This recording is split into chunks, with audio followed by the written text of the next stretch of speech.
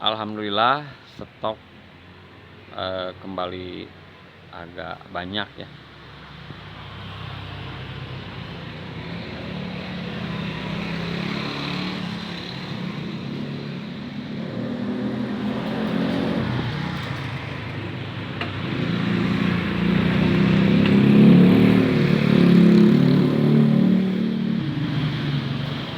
Kios ini teman-teman di jalan desa ya, dan sekali lagi saya mau bilang bahwa kios ini berdampingan sama penggilingan padi itu, produsen beras yang sekitar 50 meter tuh yang ada gentengnya tuh, itu adalah penggilingan padi teman-teman ya. Enak gak enak ya teman-teman kalau buka usaha toko beras berdekatan dengan penggilingan padi. Dan ini adalah supplier beras, supplier ikan air tawar teman-teman tuh. Kalau Anda mau pesan silakan tuh. Alfian Koi ya teman-teman. Supplier beras terbesar di daerah saya ya. Supplier ikan, maksudnya ikan hias, air tawar dan segala macam jenis ikan ada di sini. Nah, itu adalah penggilingan padi teman-teman tuh. Jadi ya enak kalau dia jadi supplier ke toko beras saya, tapi ini enggak teman-teman ya. Ini kita sama-sama menjadi bersaing gitu ya, jadi kompetitor teman-teman.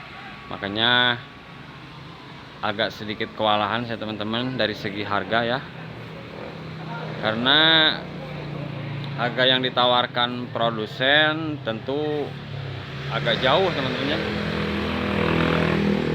Makanya peluang yang paling bagus itu ya jadi produsen sekaligus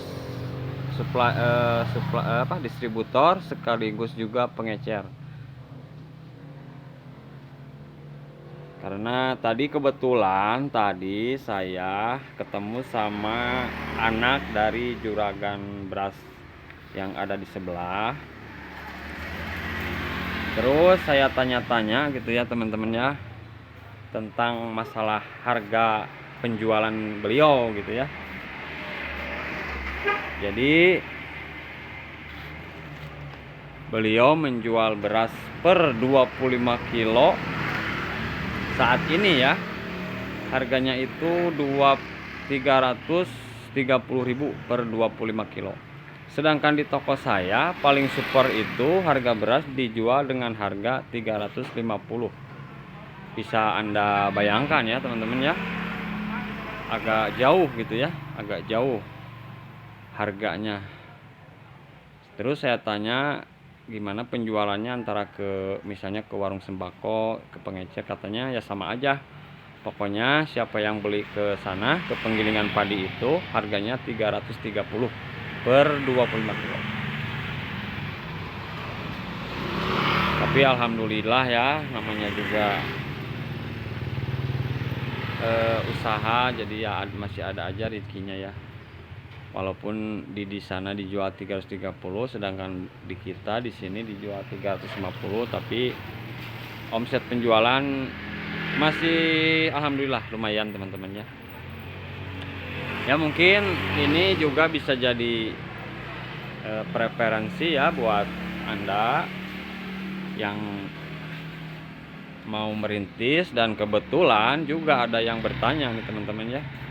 Katanya gimana kalau seandainya usaha atau bisnis beras hasil dari padi sendiri. Oh, menurut saya itu lebih bagus teman-teman ya. Sekalipun Anda tidak punya mesin untuk menggiling padinya, setidaknya Anda bisa bawa ke penggilingan padi milik orang lain dengan membayar jasa giling saja gitu.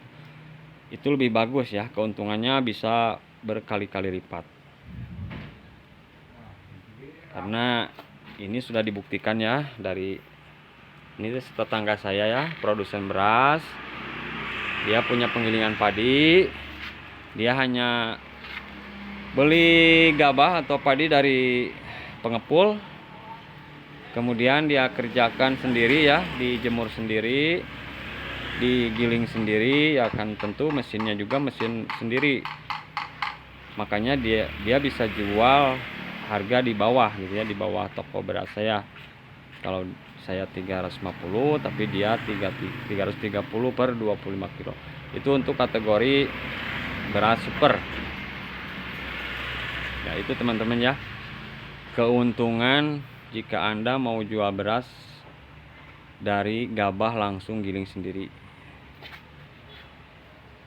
Dan mungkin jika Anda juga mau misalnya buka toko beras seperti saya ya, ada beberapa langkah yang sudah saya jelaskan, dan jika Anda masih belum paham ya, mungkin nanti akan saya jelaskan lagi. Jadi ya untuk usaha toko beras misalnya seperti ini ya,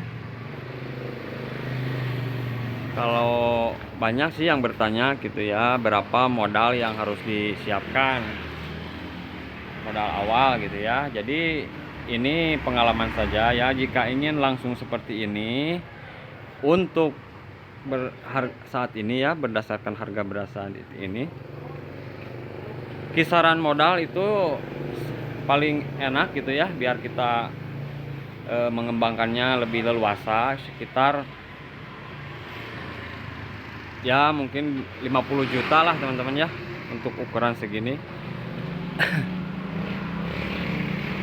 Anda bisa siapkan uang 50 juta, dan uang itu untuk beli segala macam ya, untuk sewa kios kalau masih sewa, ataupun ya beli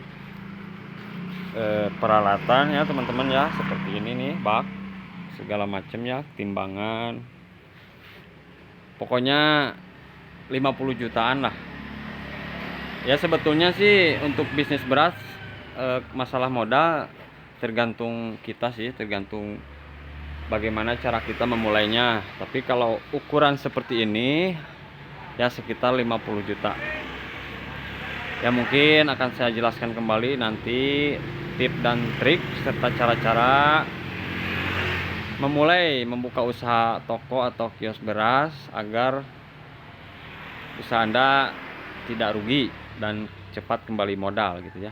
Karena ada langkah-langkah khusus gitu ya, nanti akan saya jelaskan di segmen berikutnya. Ya mungkin perlu saya jelaskan kembali karena ya masih banyak yang bertanya, masih banyak yang belum paham, dan juga berdasarkan harga beras yang tidak menentu ya teman-teman. Jadi setiap tahun itu berubah-ubah gitu ya. Oke teman-teman ya, sampai di sini dulu. Semoga ini bermanfaat. Terima kasih. Wassalamualaikum warahmatullahi wabarakatuh.